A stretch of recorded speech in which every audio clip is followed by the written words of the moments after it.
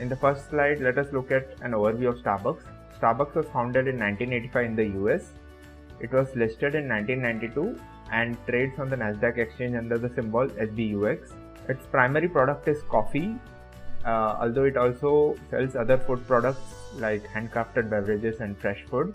The company also sells some other consumer products like whole bean coffee and ground coffee, and some ready to drink products like cappuccino, iced coffee, etc.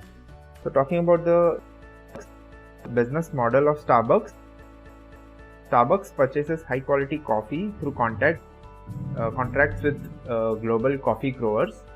It then roasts the coffee and uses the coffee beans in various coffee based beverages.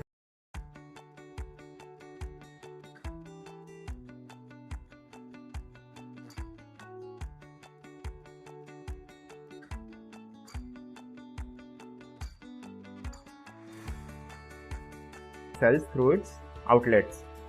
The stores are operated through company operated stores and also through other channels like licensed stores, grocery and food service. So we will get to know what are these modes of store operations that Starbucks deals in the upcoming sessions. But yeah, that is a broad overview of the business model of Starbucks. Talking about its geographical segments, Starbucks operates in primarily three main geographical segments. The first one is North America, which comprises of US and Canada. Second is the international segment, which comprises of China, Japan, Asia Pacific, EMEA, LATAM and Caribbean. And the third one is channel development. So the channel development segment comprises of selling packaged coffee, tea, food service products, RTD products to customers outside of the company's operated and licensed stores.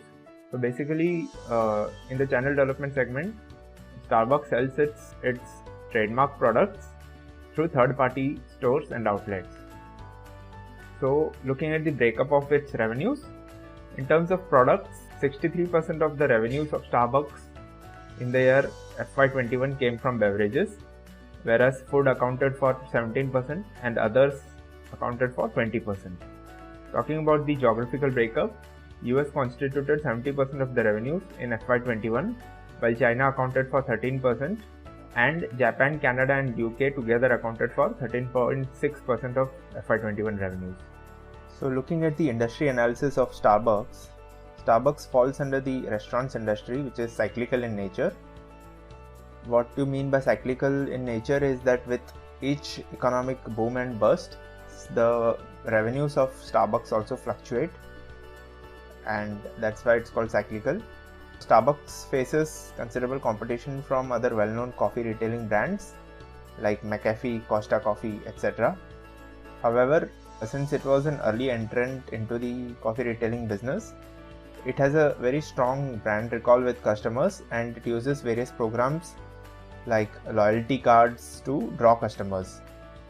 So barriers to entry for this industry would be considered moderate to high.